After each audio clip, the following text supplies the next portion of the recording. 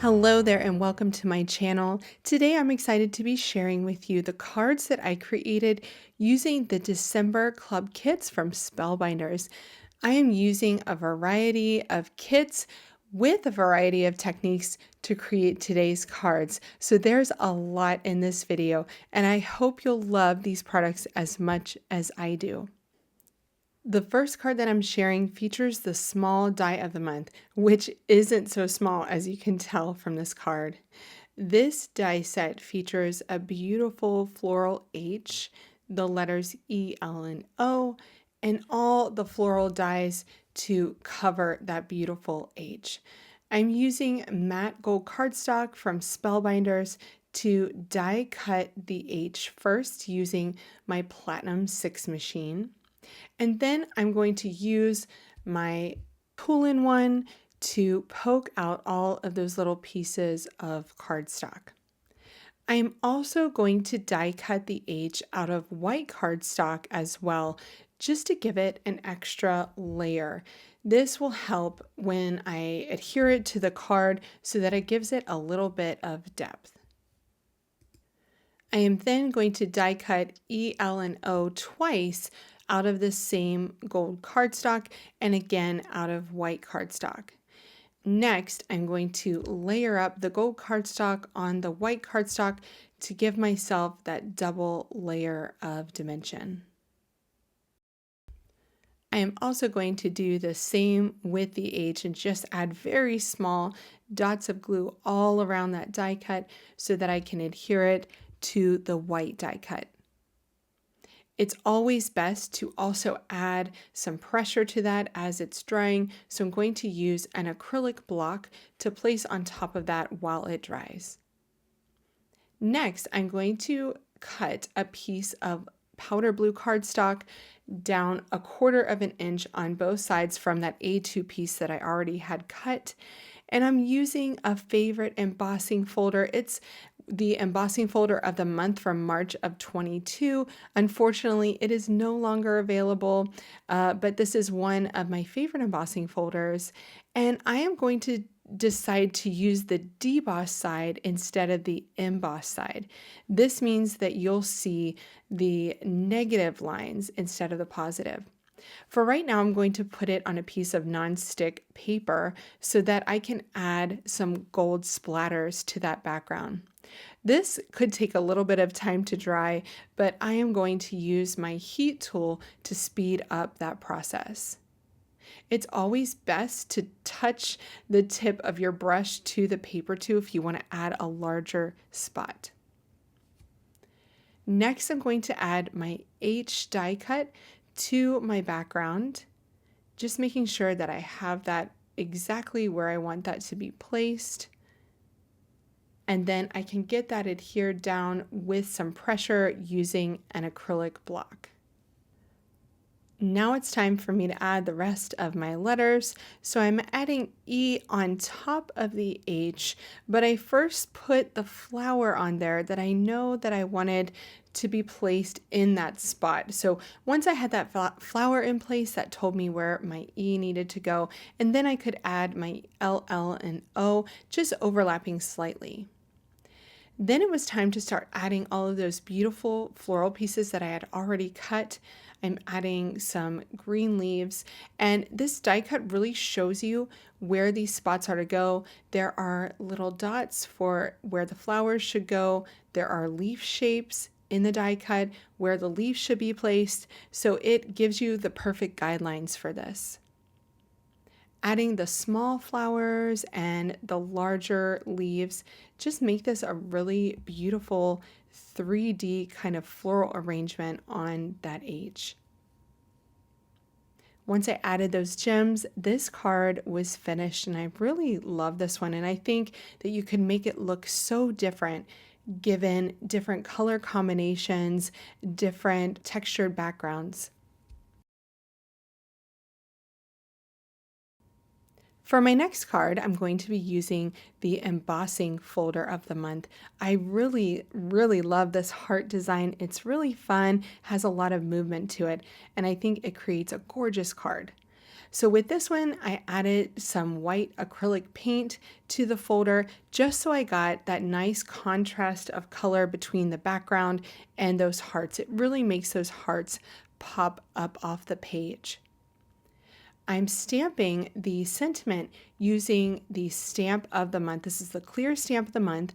And I have the coordinating die as well. So you can subscribe to the clear stamp of the month with that coordinating die and always have those dies to cut out your stamps. I love the pop of that white against the pink background. So I'm adding my sentiment there kind of towards that bottom right corner. And I'm popping it up with some 2mm foam adhesive so that it really stands out from that background. The small die of the month is perfect for having flowers for all of your kits this month.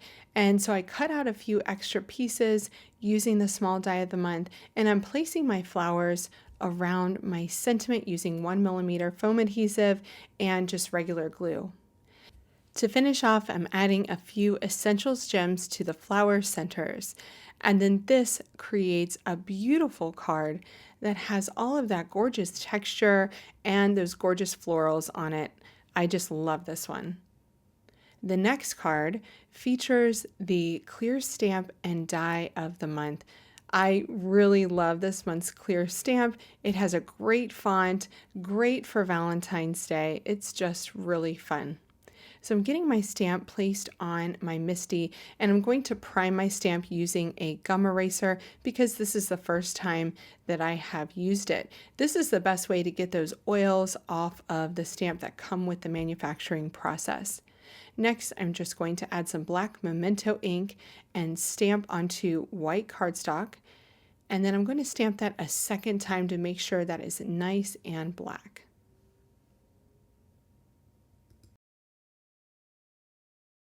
The I, heart, and you is a separate stamp, which allows you to stamp it in a different color. So I'm placing that on my MISTI, making sure that I have that stamp primed, and then I'm going to ink it up with Poppy ink from Concord and Ninth, so I get that nice bright red pop in the middle of my black letters.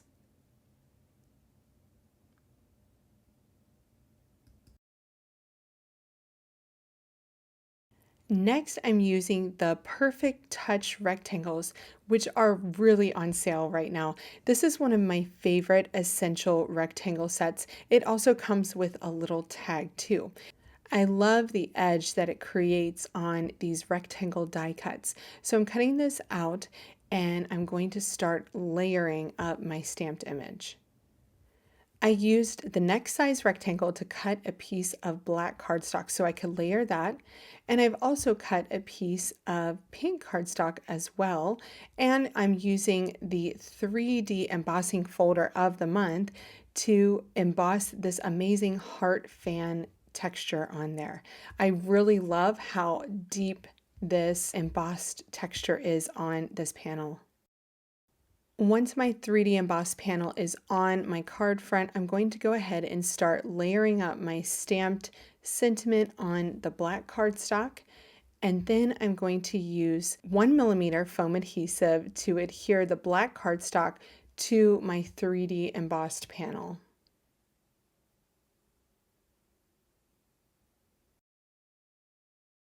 I've again grabbed that small die of the month, which is not small at all, to add a few beautiful florals to my card. I'm adding just one large flower, a couple of leaves, and two small flowers in red to that bottom left-hand corner. And then I'm also going to add one more small red flower to the top right-hand corner to balance that out. I think this adds the perfect little touch. It doesn't take away from the stamped image, and it just adds a little bit of that touch of red to tie in my stamped image to the rest of the card. To finish this off, I'm adding a few of the essentials gems to those small flower centers. There is a lot to love about this month's stamp and die set, but I really, really love this sentiment, and I think this card is so pretty. In a previous live stream, I had used my BetterPress of the month with my Glimmer machine to add foil to cards. And today I wanted to show you how you could get a different look using the BetterPress of the month with BetterPress ink and the BetterPress system. So I'm first using my BetterPress white cardstock to add some ink to that background. I'm using Pink Lemonade from Concord and Ninth, and I'm kind of adding color in a C shape. So I'm getting a really large top, then I'm going down the side and along that bottom edge, leaving kind of a gap there on that right side.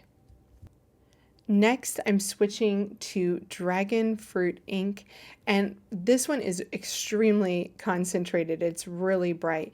So I'm just adding a little bit of that dragon fruit color along the edges, still in that C shape, just so that it adds that little bit of hot pink to those edges.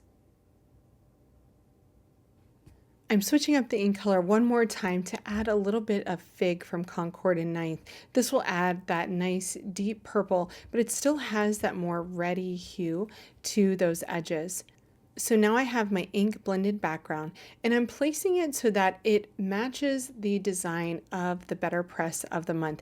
See how it has that C shape? So I just turned it upside down, and then I'm adding some Best Ever craft tape to the back. I'm rolling it and putting it on the back because I don't want to add it to the front, because I want my entire A2 size card front to be covered with that BetterPress ink. So this is the best way to do that when you want to cover the whole card front. Next, I'm using the BetterPress ink in black to ink up my design, including the sentiment. So this is all going to be BetterPressed in one go. Next, I'm going to run that through my Platinum 6 machine. When it's done, wait till you see this. It is absolutely gorgeous, and I'm proud of the fact that I did a really good job knowing where to ink blend in that kind of C design. The only thing I want to do is add a little bit more ink to those larger flowers. It wasn't as black as I wanted it to be, probably because I need to refill my BetterPress ink. I haven't done that yet, so it's time to do that. Then I'm going to run that through my Platinum 6 one more time. And that is just perfect. Look how beautiful that looks with that color and those beautiful black letterpress lines.